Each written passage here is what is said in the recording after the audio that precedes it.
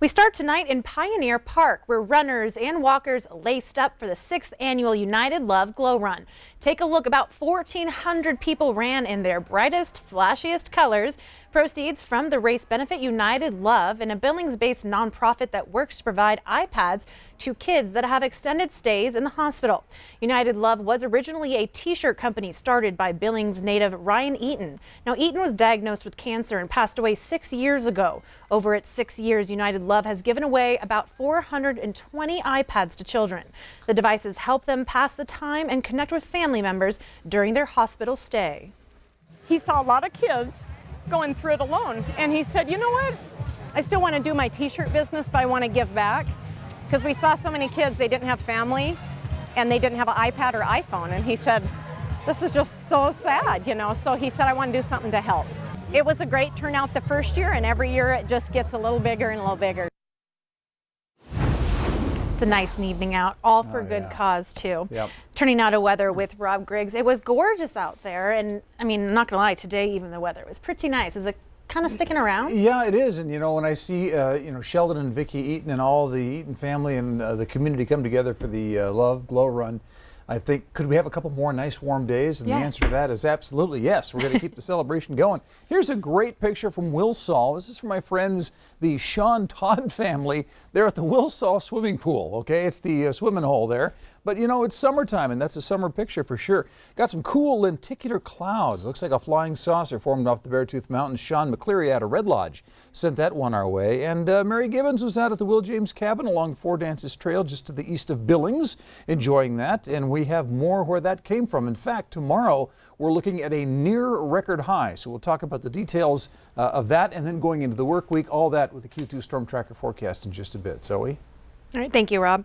The Billings Clinic Cancer Center opened 10 years ago here in Billings and has found treatments that help patients around the country. Today, some of the center's patients join in the celebration for the 10th anniversary.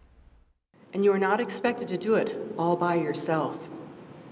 There were others helping out every step of the way, and I was not alone on this journey. It's like walking into my family's house and being wrapped by embraced and by everybody. Patients today talked about the center, which was designed to make them comfortable while going through their treatment. The center started in 2009, and Dr. John Schallenkamp talked about CAR T-cell therapy and the nurse navigation program. He says Billings Clinic is at the top for a community of this size, but just below comprehensive cancer centers that are affiliated with medical schools. You know, by definition, we can't be there. Not yet. But when it comes to the next step, what we offer here is really hard to say that everyone's doing what we're doing, because they're not. We put a lot of resources into this. The support we have for the patients and the providers and their families is phenomenal. It's a broad package. The Billings Clinic Cancer Center cost $31.9 million in 2009 and sees about 1,600 patients every year. Well, for over 30 years, the Montana Hope Project has granted the wishes of 477 critically ill children in Montana. Today, the group bumped that number up to 478. 17-year-old Pacey Whitford, her mom, and a friend get to go on an all-expense-paid trip to Disney World. The Montana Hope Project presented Pacey and her family with the trip this afternoon at Rah Rah's Pizzeria. A classic car meetup group also helped donate money to the cause. And Pacey's original wish was to go to Comic-Con, a regional comic book convention, but she decided on Disney World because it was something her entire family could enjoy. Not all my family really likes that stuff, so I decided to just do Florida because I figured everyone would enjoy it more than Comic-Con. It feels really good. It feels good to be walking again, just doing normal things that a kid should do.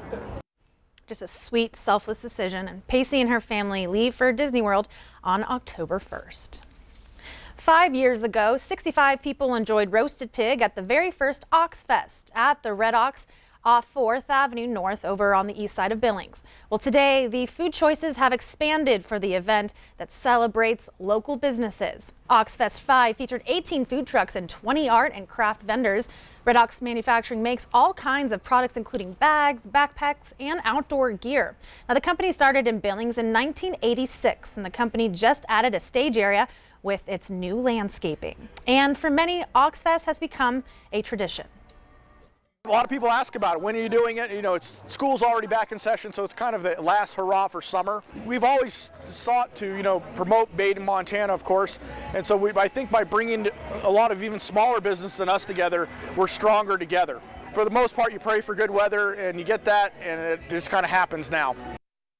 The Oxfest also included a tour of Red Ox Factory, and Jim Markle says he expected that about 1,000 people came out to the Oxfest today.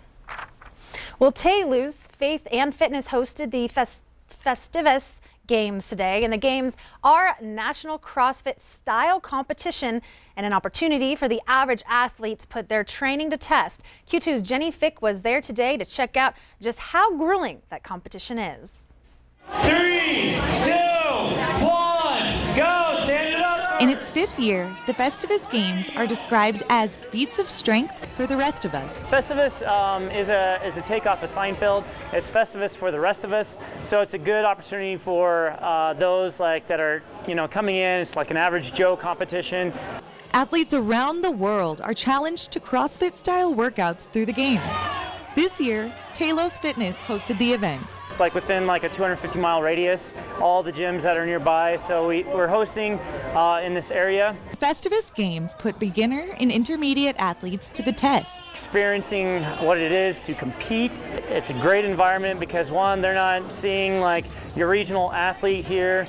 That's so intimidating. It's more people, that kind of just are starting out working out. Athletes are required to complete 4 different workouts throughout the day.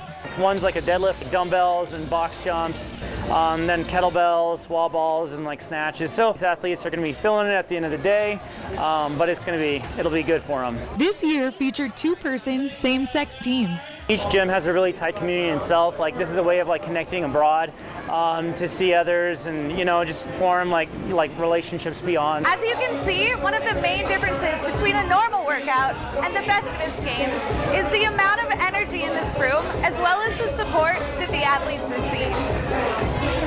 The atmosphere, you really can't beat it. It's phenomenal. The lighthearted competition features teams with fun names and camaraderie. Having people cheer you on, it makes a difference within getting that very last rep. It's crucial. Once you do one competition, you're hooked. In Billings, Jenny Fick, MTN News. All right, thank you, Jenny. Well, stay with us. More to come on the 10 o'clock news. After the break, find out about one woman on a mission with a main goal to save horses. Later in sports, can the Grizz hang with one of the top teams in all of college football? Early highlights from Eugene, Oregon on the way. You're watching MTN News with Zoe Zandora, Storm Tracker weather with Rob Griggs, and sports with Casey Conlon. This is the 10 o'clock news on Q2, Montana's news leader.